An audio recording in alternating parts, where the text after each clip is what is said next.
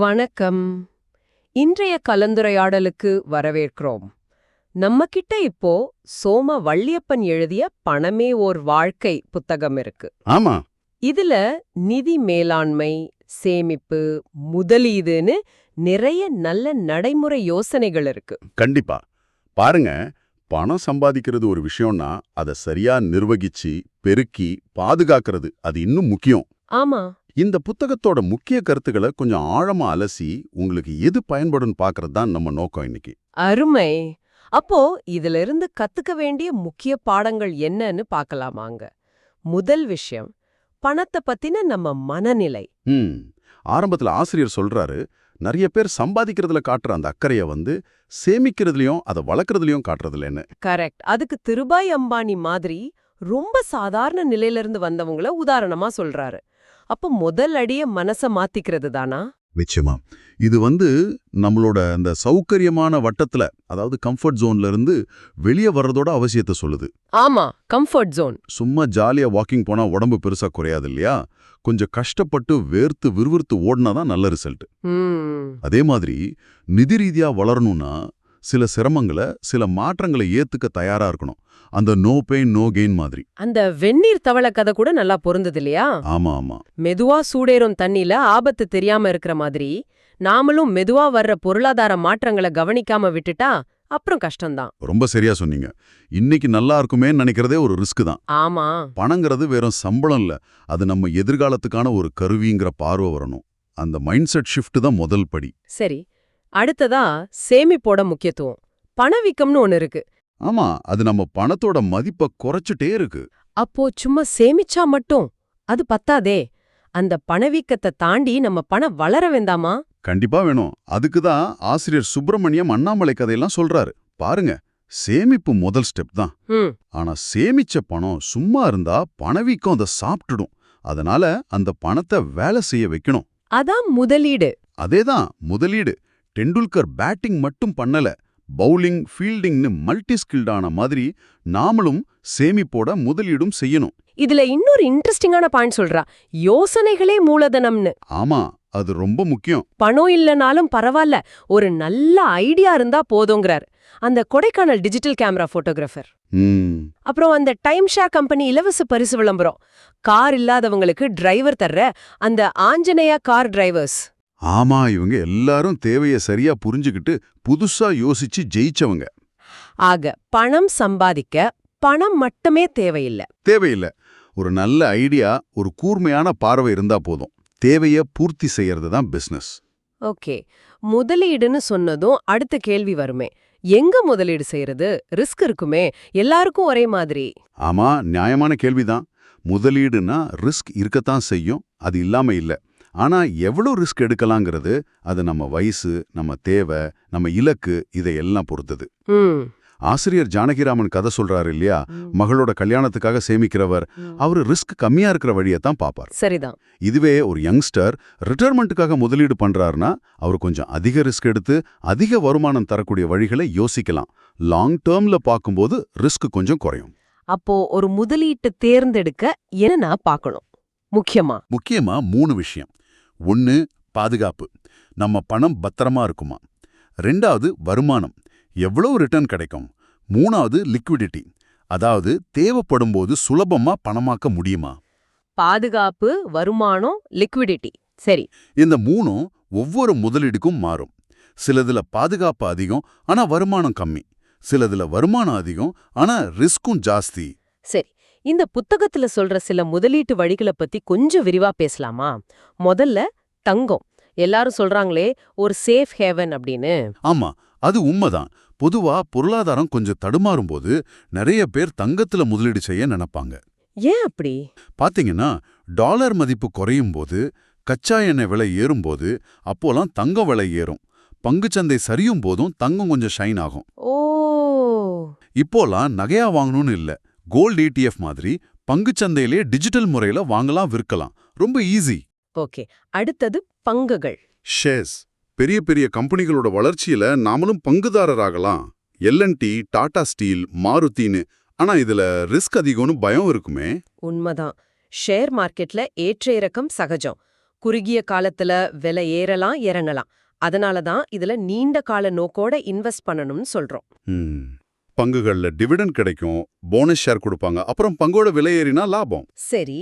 ஆனா எந்த பங்க வாங்குறது, எப்ப விக்கிறதுன்னு கொஞ்சம் ரிசர்ச் பண்ணணும். தெரியாம செய்யக்கூடாது. இந்த ஏற்ற இறக்கங்களை சமாளிக்கத்தான் எஸ்ஐபி, அதாவது சிஸ்டமேட்டிக் இன்வெஸ்ட்மெண்ட் பிளான் உதவுமா? மாசம் மாசம் கொஞ்சம் கொஞ்சமா போடுறது. கரெக்ட். அந்த தக்காளி வாங்குற உதாரணம் சொல்லீங்களே. ஆமா, லலிதா தக்காளி வாங்குறது. யூனிட் கிடைக்கும். சந்தை ஏறி இருந்தா யூனிட் கிடைக்கும். ஓ, அப்போ சராசரி விலை குறையுமா? ஆமா, நீண்ட காலத்துல பார்க்கும்போது நம்ம வாங்கின யூனிட்களோட சராசரி விலை குறைவா இருக்கும். இதுக்கு பேர் தான் ருபி காஸ்ட் ஆவரேஜிங். புதுசா முதலீடு பண்றவங்களுக்கு மார்க்கெட் டைமிங் பத்தி கவலைப்படாம ஒழுக்கமா முதலீடு செய்ய இது ஒரு நல்ல வழி. ஆனா பொறுமை வேணும். அந்த குரங்கு கதை மாதிரி அடிக்கடி பிடுங்கி பார்க்க கூடாதுன்னு சொல்றார். மிக மிக முக்கியம். பொறுமை இல்லைனா இதுல ஜெயிக்கிறது கஷ்டம். அடுத்து மியூச்சுவல் ஃபண்டுகள். இது நிறைய பேர் கேள்விப்பட்டிருப்பாங்க. ஆமா, பங்கு சந்தையை பத்தி அதிகம் தெரியாதவங்க, இல்ல முதலீடு செய்ய நேரம் இல்லாதவங்க, அவங்களுக்கு இது ரொம்ப உதவியா இருக்கும். எப்படி? நம்ம மாதிரி நிறைய முதலீட்டாளர்கள் கிட்ட இருந்து பணத்தை வாங்கி ஃபண்ட் மேனேஜர்னு சொல்ற நிபுணர்கள், அவங்க அதை நிர்வகிச்சு பங்குகள்லயோ கடன் பத்திரங்கள்லயோ முதலீடு செய்வாங்க. இதுலயும் வகைங்க இருக்கா? இருக்கு. ஈக்விட்டி ஃபண்ட்ஸ் முக்கியமா பங்குகள்ல முதலீடு செய்யறது, டெப்ட் ஃபண்ட்ஸ் கடன் பத்திரங்கள்ல முதலீடு செய்யறது, அப்புறம் பேலன்ஸ்டு ஃபண்ட்ஸ் ரெண்டும் கலந்து, இப்படி நிறைய வகை இருக்கு. ரிலையன்ஸ், HDFC மாதிரி பெரிய நிறுவனங்கள்லாம் அந்த பண்றாங்க. ஆமா, அவங்களோட AUM, அதாவது அசெட்ஸ் அண்டர் மேனேஜ்மெண்ட், ரொம்ப பெருசா இருக்கும். ஆசிரியர் 2017ல சில ஃபண்டுகள் நல்ல வருமானம் கொடுத்ததா சொல்லியிருக்காரு. கோடாக் PSU பேங்க் ETF 71%, அப்படி இப்படின்னு. 71%? அப்போ இதுல போட்டா நல்ல லாபம் கிடைக்குமா? இங்கதான் ஒரு முக்கியமான விஷயம். போன வருஷம் நல்லா பண்ணுச்சுங்கிறதுக்காக அடுத்த வருஷமும் அப்படியே பண்ணோன்னு எந்த கேரண்டியும் கிடையாது. ஓ, சரி சரி. அந்த 2017 புள்ளி விவரம் ஒரு உதாரணம் தான். முக்கியமா மியூச்சுவல் ஃபண்ட்ஸ், குறிப்பா ஈக்விட்டி ஃபண்ட்ஸ், நீண்ட காலத்துல பணவீக்கத்தை விட அதிக வருமானம் தர வாய்ப்பு இருக்கு. ஆனா சந்தை அபாயங்களுக்கு உட்பட்டது. அப்போ என்ன செய்யணும்? முதலீடு செய்யறதுக்கு முன்னாடி அந்த ஃபண்டோட நோக்கம் என்ன, எவ்வளோ ரிஸ்க் இருக்கு, அதுக்கு எவ்வளோ செலவு பிடிப்பாங்க, எக்ஸ்பென்ஸ் ரேஷியோ, இது எல்லாம் பார்க்கணும். mutualfundsindia.com மாதிரி வெப்சைட்ல நிறைய தகவல் கிடைக்கும். நிதி பத்திரிகைகளும் படிக்கலாம். இதுலயே ELSSன்னு ஒன்னு சொன்னீங்களே, ஈக்விட்டி லிங்க்ட் சேவிங் ஸ்கீம், அதுக்கு வரி விலக்கு உண்டுன்னு சொல்றாங்க. ஆமா, ELSSம் ஒரு வகை ஈக்விட்டி மியூச்சுவல் ஃபண்டு தான். ஆனா இதுல ஸ்பெஷலா என்னன்னா, இதுல நீங்க முதலீடு செய்யற தொகைக்கு வருமான வரி சட்டம் செக்ஷன் 80C கீழே வரி விலக்கு கிடைக்கும். ஒரு நிதியாண்டுல 1.5 லட்சம் வரைக்கும். ஓ, இது நல்ல விஷயமா இருக்கே. ஆமா, ஆனா இதுல ஒரு கண்டிஷன் இருக்கு. முதலீடு செஞ்சா 3 வருஷத்துக்கு பணத்தை எடுக்க முடியாது. லாக்-இன் பீரியட் இருக்கு. வரி சேமிப்போட பங்குச்சந்தை வளர்ச்சியிலயும் லாபம் பார்க்க இது ஒரு வழி. அடுத்து ULIP, unit linked insurance plan. இதுல இன்சூரன்ஸும் முதலீடும் கலந்திருக்குன்னு சொல்றீங்க. இது கொஞ்சம் குழப்பமா இருக்கே. ஆமா, கொஞ்சம் கவனிக்கணும். நாம கட்டுற பிரீமியத்துல ஒரு பகுதியை நம்ம ஆயுள் காப்பீட்டுக்காக எடுத்துப்பாங்க. மீதி பணத்தை யூனிட்டா மாத்தி நாம செலக்ட் பண்ற ஃபண்ட்ல பங்கு கடன் கலந்ததுன்னு ஆப்ஷன் இருக்கும், முதலீடு செய்வாங்க. அப்போ நம்ம பணம் வளருமா? அந்த ஃபண்டோட செயல்பாடை பொறுத்து NAV, அதாவது நெட் அசெட் வேல்யூ மாறும். உங்க யூனிட் மதிப்பு கூடும் குறையும். இதுலயும் 80C வரி சலுகை கிடைக்கலாம். ஆனா இதுல கட்டணங்கள் சார்ஜஸ் கொஞ்சம் அதிகமா இருக்கலாம். அப்புறம் குறைஞ்சது 3-5 வருஷம் லாக்-இன் பீரியட் இருக்கலாம். யாருக்கு இது சரியா இருக்கும்? காப்பீடு, முதலீடு ரெண்டும் ஒரே இடத்துல வேணும்னு நினைக்கிறவங்களுக்கு இது ஒரு ஆப்ஷன். ஆனா இதோட கட்டமைப்பு கொஞ்சம் சிக்கலானது. நல்லா புரிஞ்சுக்கிட்டு தேவைப்பட்டா ஒரு நிதி ஆலோசகர்கிட்ட கேட்டுட்டு முடிவு பண்றது நல்லது. இதுவரைக்கும் பார்த்ததுல பங்குகள், மியூச்சுவல் ஃபண்ட்ஸ், இதுலலாம் ரிஸ்க் கொஞ்சம் இருக்கு. எல்லோராலையும் இந்த ரிஸ்க் எடுக்க முடியாது. அவங்களுக்கு பாதுகாப்பான முதலீடுகள்னு எதை சொல்ற? நிச்சயமா அதுக்கும் வழிகள் இருக்கு. முதல்ல நம்ம எல்லாருக்கும் நல்லா தெரிஞ்ச வங்கி ஃபிக்ஸட் டெபாசிட்கள், FD. ஆமா, FD பத்தி எல்லாருக்கும் தெரியும். இது ரொம்ப பாதுகாப்பானது. எவ்வளவு வட்டி கிடைக்கும்னு நமக்கு முன்னாடியே தெரியும். ஆசிரியர் புத்தகம் எழுதினப்போ 2017 ஒரு 6.5% 8.15% வரை வட்டி கிடைச்சது. இப்போ வட்டி விகிதங்கள் வேற மாதிரி இருக்கலாம். உங்க வங்கியில செக் பண்ணிக்கோங்க. இதுல ரிஸ்க் இல்லையா? ரிஸ்க் ரொம்ப ரொம்ப குறைவு. தேவைப்பட்டா சின்ன பெனால்ட்டியோட பணத்தை எடுத்துக்கலாம். ஆனா இதுல கிடைக்கிற வட்டிக்கு வரி உண்டு. TDS பிடிப்பாங்க. ஃபார்ம் 15G இல்லனா H கொடுத்தா தவிர்க்கலாம். 5 வருஷ எஃப்டிக்கு 80C வரி விலக்கம் உண்டு. உங்க டெபாசிட்டுக்கு 1 லட்சம் வரை இன்சூரன்ஸ் பாதுகாப்பும் இருக்கு. ஓகே. அடுத்து ப்ராவிடென்ட் ஃபண்ட், பிஎஃப். இதுவும் பாதுகாப்பானது தானே? ரொம்ப பாதுகாப்பானது. EPF employees provident fund, GPF general provident fund அரசு ஊழியர்களுக்கு, அப்புறம் பிபிஎஃப் பப்ளிக் ப்ராவிடென்ட் ஃபண்ட். இது யார் வேணா ஆரம்பிக்கலாம். இதோட பயன் என்ன? இது முக்கியமா நீண்ட கால சேமிப்புக்கும் ஓய்வு காலத்துக்கும் ரொம்ப நல்லது. வட்டியும் பொதுவா எஃப்டியை விட நல்லா கிடைக்கும். இன்னொரு பெரிய பிளஸ் என்னன்னா, இதுல முதலீடு, அதுக்கு வர்ற வட்டி, கடைசியா கிடைக்கிற முதிர்வு தொகை, இது 3க்குமே வரி இல்ல. இஇஇ ஸ்டேட்டஸ்னு சொல்லுவாங்க. அப்போ பிபிஎஃப் சுய தொழில் செய்யறவங்களுக்கு ரொம்ப நல்லதா?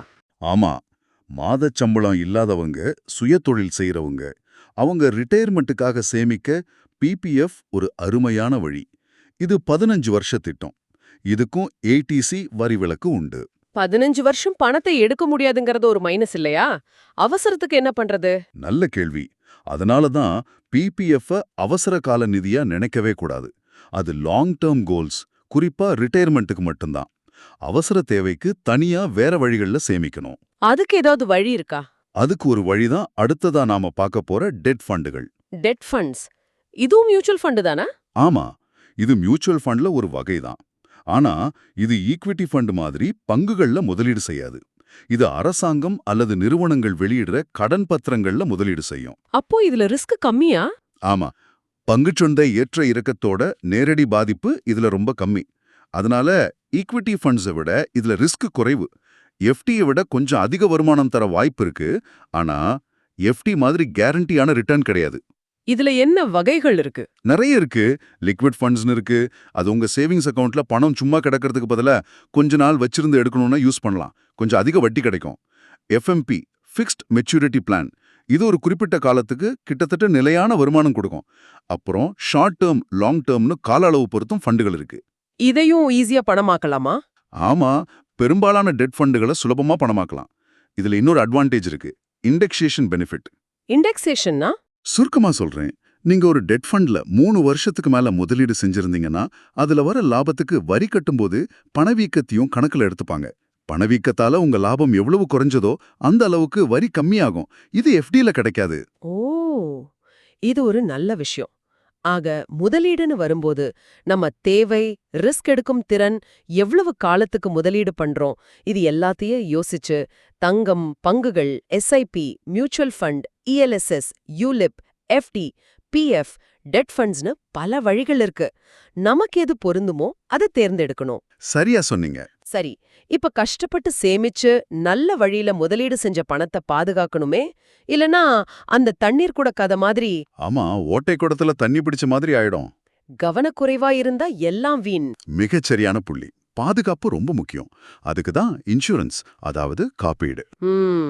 சிம்பிளா வாகன காப்பீடு. ஒரு 2 வீலர் இன்சூரன்ஸ் இல்லாம ஓட்டி ஏதாவது ஆச்சின்னா எவ்வளோ செலவாகும். அதே மாதிரி ஹெல்த் இன்சூரன்ஸ், மருத்துவ காப்பீடு. ஆமா, இப்போ மருத்துவ செலவு எங்கேயோ போயிடுச்சு. ஆசிரியர் அந்த ஜோசப் மனைவிக்கு முதுகு தண்டு பிரச்சனைக்கு 2.66 லட்சம் செலவான கதையை சொல்றாரு இல்லையா? ஆமா. ஒரு பெரிய நோய் வந்துட்டா வருஷக்கணக்கா சேமிச்ச பணமெல்லாம் ஒரே ஹாஸ்பிட்டல் பில்லுல போயிடும். அதனால மெடிக்ளைம் பாலிசிங்கிறது ஒரு செலவில்ல, அது நம்ம சேமிப்புக்கே ஒரு பாதுகாப்பு கவசம். 100க்கு 100 உண்மை. ஆக சேமிப்பு, முதலீடு, பாதுகாப்பு இதெல்லாம் பார்த்தாச்சு. அடுத்து வரி. ஆமா, சம்பாதிக்கிறோம், அப்போ வரியும் கட்டணும். ஆனா சட்டத்துக்கு உட்பட்டு வரியை குறைக்கவும் சேமிக்கவும் வழிகள் இருக்கு. அதையும் தெரிஞ்சு வச்சுக்கணும். பிரிவு 80C பத்தி சொன்னோம். எல்ஐசி, பிஎஃப், பிபிஎஃப், இஎல்எஸ்எஸ், வீட்டுக்கடன் அசல், பிள்ளைகளோட டியூஷன் ஃபீஸ், இதுக்கெல்லாம் சேர்த்து 1.5 லட்சம் வரைக்கும் விலக்கு. அதுபோக 80D கீழே மெடிக்ளைம் பிரீமியத்துக்கும் வரி விலக்கு இருக்கு. வீட்டுக்கடன் வட்டி கட்டுனா அதுக்கும் சலுகை இருக்கு. ஆமா, இந்த மாதிரி விஷயங்களை தெரிஞ்சு வச்சுக்கிட்டா தேவையில்லாம அதிக வரி கட்டுறத தவிர்க்கலாம். அதே நேரம் முதலீடுகள் மூலமா வர்ற லாபத்துக்கும் வரி உண்டு. ஆமா, பங்கு லாபத்துக்கு இப்ப வரி இருக்குல்ல. ஆமா, ஆசிரியர் எழுதினப்ப நீண்டகால மூலதன ஆதாயத்துக்கு வரி இல்ல, ஆனா இப்போ இருக்கு. அதே மாதிரி எஃப்டி வட்டிக்கு டிடிஎஸ் எப்படி பிடிப்பாங்க, இதெல்லாம் தெரிஞ்சுக்கிட்டு பிளான் பண்ணணும். டாக்ஸ் பிளானிங் ரொம்ப முக்கியம். சரி, கடைசியா ஆனா ரொம்ப ரொம்ப முக்கியமான ஒரு விஷயம், ஓய்வு கால திட்டமிடல், ரிட்டையர்மெண்ட் பிளானிங். ஆமா, இதுக்கு நாம எவ்வளோ முக்கியத்துவம் கொடுத்தாலும் பத்தாது. காரணம் நம்ம ஆயுள் காலம் கூடிட்டே போகுது. ஆனா ரிட்டையர்மெண்ட்டுக்கு பிறகு வருமானம் நின்னுடும். ஆனா செலவு, மருத்துவ செலவு அதிகமாகும், மத்த செலவுகளும் இருக்கும்.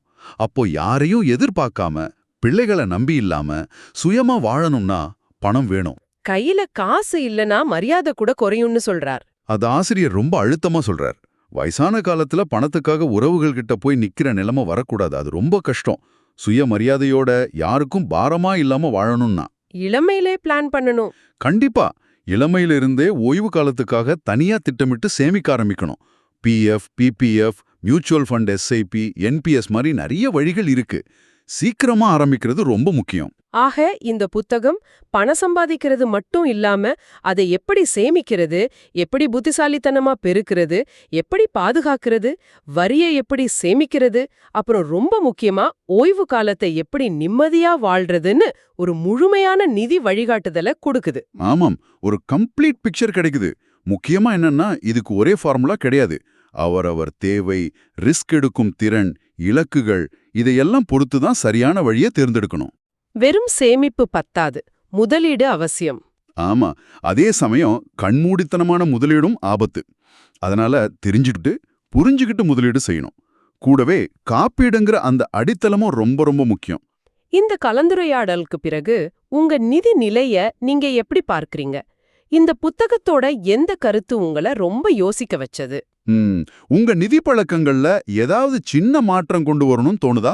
உங்க சௌகரிய வட்டத்தை தாண்டி உங்க நிதி எதிர்காலத்துக்காக இன்னைக்கு என்ன ஒரு சின்ன முதல் அடியை எடுத்து வைக்க போறீங்க? இத பத்தி கொஞ்சம் யோசிங்க. அடுத்த முறை சந்திப்போம். வணக்கம்.